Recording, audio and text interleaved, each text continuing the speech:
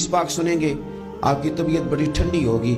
मेरे नबी पाक सल्लल्लाहु ताला अलैहि वसल्लम इरशाद फरमाते हैं कि जो बंदा सवाल से बचना चाहेगा, इरादा करेगा अल्लाह मैंने किसी से नहीं मांगना, फरमाया जो सवाल से बचना चाहेगा रब उसे सवाल से बचा लेगा।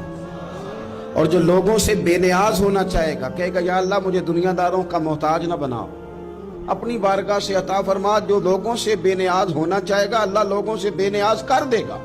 और फरमाया जो सब्र का इरादा करेगा अल्लाह उसे सब्र की तौफीक भी अता फरमा देगा। इरादा तो करे, प्रोग्राम तो बनाए, तौफीक तो अल्लाह देगा।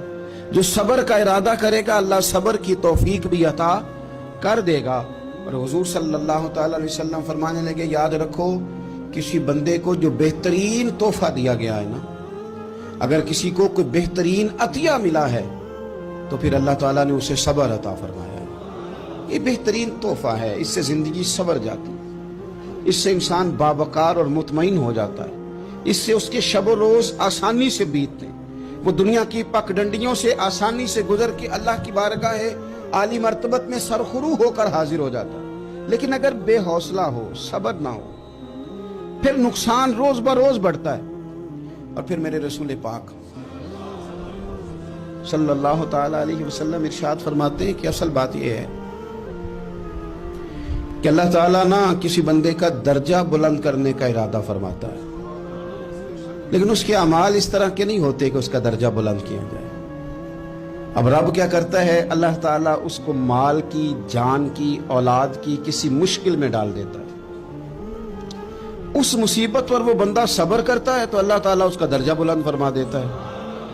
अमाल इस काबिल नहीं थे कि दर्जात बुलंद हो, वो आमाल की बुनियाद पर नहीं कर सकता था तो अल्लाह ने किसी मुश्किल में डाल के ना अपने फजल से दर्जा बुलंद कर दिया। अब जो राह तरीकत का मुसाफिर था, जो सलूक की मनाजिल तय कर रहा था, जो अल्लाह रसूल के करीब जाने चाह रहा था, उसके लिए कितनी आसानी हो गई कि मुजाहिदा तो ज्यादा ना कर सका, कसरत से नफली सोमो सलाद का बंदोबस्त तो ना कर सका, थोड़ा सा सब्र किया, रब ने अपना और अपने महबूब का कुर्ब अता फरमा दिया।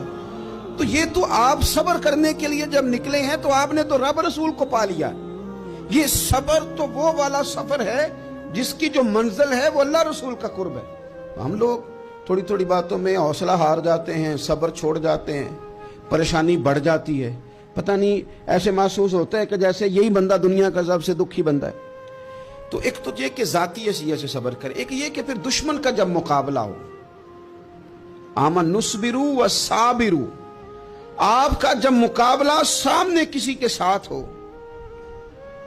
तो फिर तीर, तलवारें, असलहा, बंदूकें ये नहीं ज्यादा लड़ती, मैदानों में हौसले लड़ते हैं, मैदानों में सब्र लड़ता है, मैदानों के अंदर तवानाइयां लड़ती हैं। मैदान करबला के अंदर कोई मुकाबला नहीं था तीर का तीर के साथ, तलवार का तलवार के साथ कोई मुकाबला नहीं था। मैदान करबला के अंदर जुल्म का सब्र से मुकाबला था।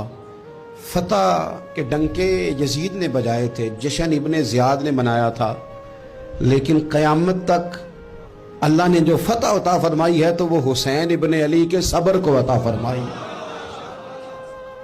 वो सैयदना इमाम अली मकाम के सब्र को मिली। अजीज भाई, सब्र ही हमेशा फाते होता है, सब्र ही जीता करता है, सब्र ही कामयाबियां देता है। नतीजे सब्र के निकलते हैं, सब्र के हौसले के नतीजे होते हैं। हमारी जल्दबाजी हमें शिकस्त खुर्दा कर देगी, हमारा हौसला ना होना हमें हरा देगा, हम कमजोर पड़ जाएंगे अगर हम बेहौसला हो